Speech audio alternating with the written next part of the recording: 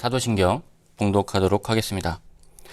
전능하사 천지를 만드신 하나님 아버지를 내가 믿사오며 그 외아들 우리 주 예수 그리스도를 믿사오니 이는 성령으로 잉태하사 동정녀 마리아에게 나시고 본디오 빌라도에게 고난을 받으사 십자가에 못 박혀 죽으시고 장사한 지 사흘 만에 죽은 자 가운데서 다시 살아나시며 하늘에 오르사 전능하신 하나님 우편에 앉아 계시다가 저리로서 산자와 죽은 자를 심판하러 오시리라.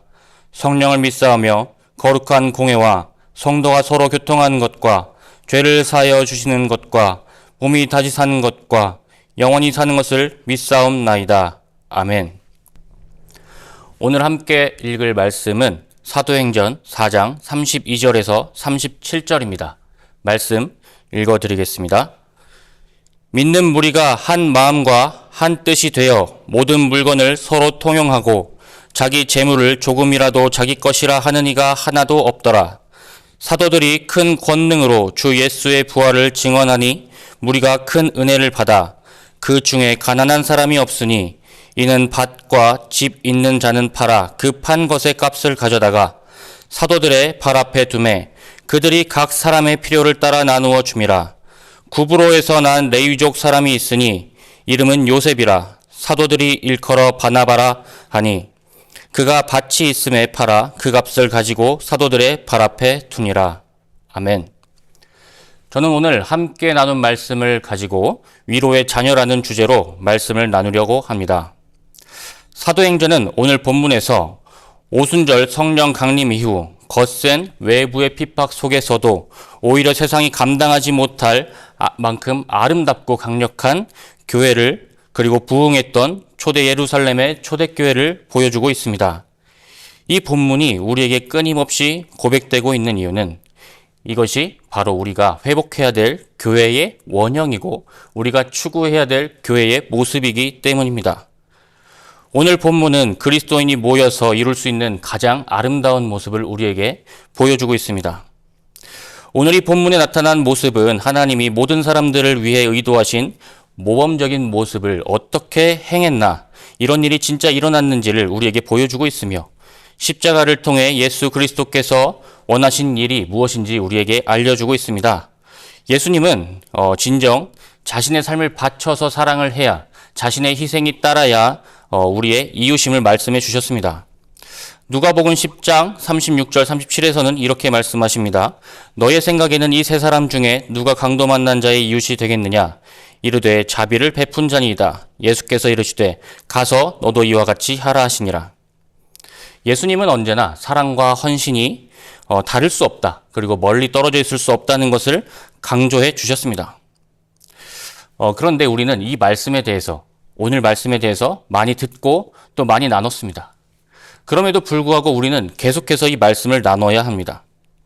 제가 말씀을 준비하면서 읽은 책에는 이런 문구가 있었습니다. 우리가 이 말씀을 통해서 은혜가 되지 않는다면 회개해야 된다는 것입니다. 왜냐하면 십자가와 너무 멀리 떨어졌기 때문입니다. 그런데 우리가 이 말씀을 통해서 충분히 은혜가 되고 감동이 되었다 하더라도 이 말씀은 또 읽고 또 읽어야 된다는 것입니다. 언제까지냐면 내 삶에도 이 모습이 드러날 때까지입니다. 그리고 멈추지 않도록 우리는 이 말씀을 초대교회에서 어떻게 하나님의 말씀이 전파되고 실행되었는지를 우리는 이 말씀을 통해 계속해서 우리 마음속에 넣어 두어야 합니다. 이 은혜가 우리에게 필요한 것이죠. 오늘 말씀도 은혜가 필요함을 강조합니다. 33절에는 이렇게 말하고 있습니다. 사도들이 큰 권능으로 주 예수의 부활을 증언하니 무리가 큰 은혜를 받았다고 고백하는 것입니다. 그리고 이어지는 34절에서 이렇게 말합니다. 그 중에 가난한 사람이 없으니, 이 말이 우리에게 은혜가 되어야 합니다. 은혜를 받으니 교회에 가난한 사람이 없었다는 것입니다. 그 말씀이 우리의 마음에 은혜가 되기를 소망합니다. 그리고 그 말씀이 우리의 삶에 새겨지기를 축복합니다. 그래서 오늘 함께 나누고자 하는 말씀의 첫 번째 주제가 바로 이것입니다. 우리 삶에는 큰 은혜가 필요하다는 것입니다. 인간은 본래 이기적입니다. 생각과 가치관, 살아온 환경이 다 다르기 때문에 부부간에도 한 가족 안에서도 마음을 하나로 모으기가 쉬운 것이 아닙니다. 그러나 초대교회 성도들에게는 그런 일이 일어났습니다. 이것은 사실 쉬워 보여도 인간의 한계를 뛰어넘는 일입니다. 이것이 어떻게 가능했을까요? 바로 성령의 역사고 큰 은혜의 임함입니다. 성령은 우리 안에 임하셔서 우리가 하나님의 마음을 품도록 도와주십니다. 머리가 되신 예수 그리스도에게 우리가 말씀과 기도로 연결될 때 우리 옆에 있는 형제의 아픔이 나의 아픔이 되고 자매의 기쁨이 나의 기쁨이 되는 공명이 일어납니다. 내 주장과 고집을 내려놓고 예수의 영으로 하나 될 때 교회는 비로소 세상이 줄 수 없는 하늘의 평안과 연합을 우리에게 맛보게 합니다. 사실 우리는 이것을 많이 경험하며 살아가고 있습니다. 먼저 말씀을 읽은 하루와 우리가 그저 살아가는 하루가 다르다는 것을 우리는 많이 경험해 왔습니다. 그러나 그럼에도 불구하고 은혜를 추구하는 우리의 마음의 노력이 조금 더 필요합니다. 우리는 그것을 다 알고 있고 우리는 공감하고 있음을 나누기 원합니다. 두 번째입니다. 우리에게 큰 은혜가 임하면 우리는 물질로부터 자유하게 됩니다. 사도들이 큰 권능으로 주 예수의 부활을 증언하니 무리가 큰 은혜를 받았다고 합니다. 그리고 그 중에 가난한 사람이 없어졌습니다. 그 이유는 그들이 성령을 받고 큰 은혜를 받았을 때 우리 공동체 안에는 없어야 되는 것이 있었습니다. 그것은 무엇이냐면 내일 먹지 못하는 사람이 없어야 했고 내일 입을 옷이 없는 사람이 없어야 했고 내일 살 곳이 없는 사람은 없어야 됐습니다. 그들이 부유하게 되는지는 모르겠지만 그들이 최저의 가난에서는 벗어나야 했습니다. 그래서 그들은 자신이 가진 밭을 팔았고 집을 팔았습니다. 그래서 그들은 자신의 선택에 맞게 교회의 상황에 맞게 그리고 자신이 받은 은혜에 맞게 나누고 풍요롭게 살았습니다. 그것이 가능했던 이유가 바로 예수의 부활의 복음에 큰 은혜를 받았기 때문입니다. 우리가 어떤 은혜를 받았는지에 따라서 우리의 삶은 욕심을 드러낼 수도 있고 우리의 삶은 믿음을 드러낼 수도 있습니다. 저번 주에 이제 새벽 예배를 드리는데 그런 말씀을 하시더라고요. 하나님이 주신 땅으로 하나님께서 가라고 하셨는데 이 중에 누군가는 시간이 지나니 하나님을 계속 바라봤지만 그럼에도 불구하고 누군가는 모세의 입에 집중하기 시작했고 또 누군가는 안악 자손을 바라보았다는 것입니다. 그런데 시간이 가고 한 부류만 앞으로 나아갈 수 있었음을 우리는 볼 수 있었습니다. 그것은 바로 하나님만 바라본 사람이었습니다. 끝까지 좋은 은혜만 추구한 사람이고 끝까지 바른 신앙을 유지한 사람입니다. 우리에게 너무 좋은 환경이 주어졌습니다. 그러자 우리는 하나님을 바라봐야 되는데 이 환경을 바라봅니다. 그리고 환경을 서로 비교합니다. 하나님께서 주신 것에 감사해야 되는데 내가 가지지 못한 것에 우리는 집중하기 시작합니다. 바로 그것은 하나님을 보지 않고 세상을 보게 되면 시작되는 우리의 자연스러운 마음입니다. 심지어 우리는 사도행전 말씀을 읽을 때 조심해야 되는 것은 초대교회라고 해서 초대교회를 이상화하고 초대교회를 바라봅니다. 그 교회가 대단했다고 생각합니다. 그렇지 않습니다. 그 초대교회를 세우신 하나님을 바라봐야 됩니다. 그리고 우리에게 임하시는 하나님을 우리는 바라봐야 합니다. 그래야 하나님의 시선이 머무는 곳으로 우리가 갈 수 있고 하나님의 마음을 조금이나마 살아낼 수 있습니다. 여러분, 여러분의 자녀가 부모를 사랑한다고 하면서 여러분의 재산에만 그리고 친구들과 자신의 어떤 가방, 소유물만 비교하고 산다면 그것이 얼마나 불행하겠습니까? 마찬가지로 우리도 하나님만 봐야 합니다. 은혜를 받으면 세상의 가치관이 뒤집히게 되어 있습니다. 돈을 버는 것도 움켜쥐는 것도 내 힘으로 했다고 생각하지만 모든 것이 하나님의 은혜였음을 우리는 잊어서는 안 됩니다. 그러니 우리가 물질에서 조금은 자유로워져서 하나님께 받은 은혜가 충분함을 그리고 내가 그것만 필요함을 고백하며 나아가야 합니다.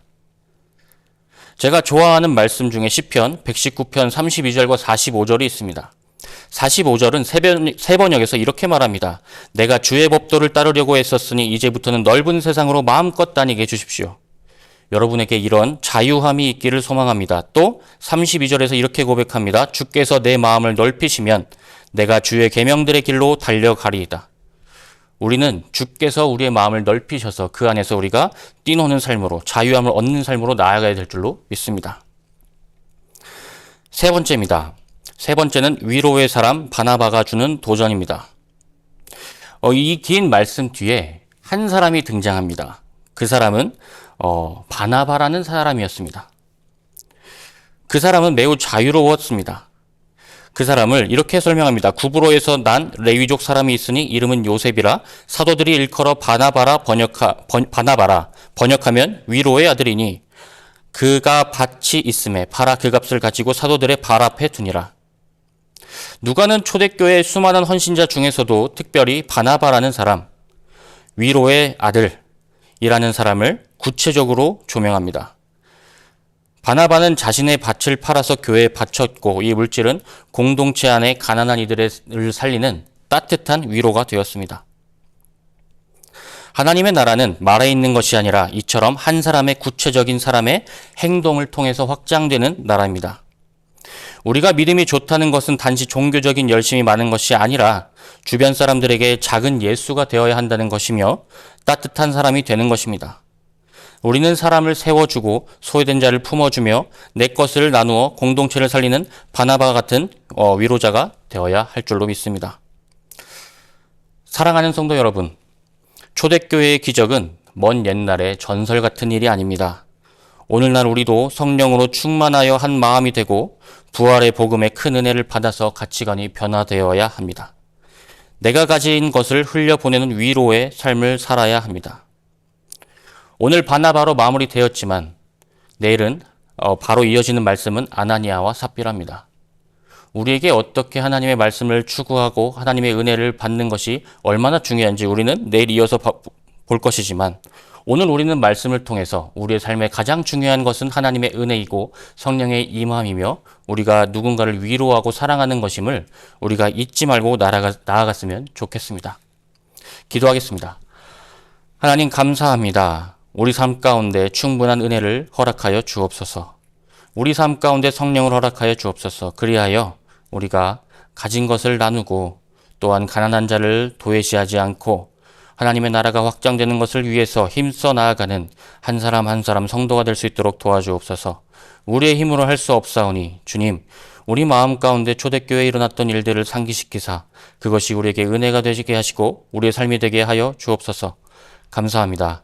예수님의 이름으로 기도드립니다. 아멘. 함께 주기도문 하심으로 오늘 아침 예배를 마치겠습니다. 하늘에 계신 우리 아버지여, 이름이 거룩히 여김을 받으시오며 나라가 임하시오며 뜻이 하늘에서 이루어진 것 같이 땅에서도 이루어지이다. 오늘 우리에게 일용할 양식을 주시옵고 우리가 우리에게 죄 지은 자를 사하여 준 것 같이 우리 죄를 사하여 주시옵고 우리를 시험에 들게 하지 마시옵고 다만 악에서 구하시옵소서. 나라와 권세와 영광이 아버지께 영원히 있사옵나이다. 아멘.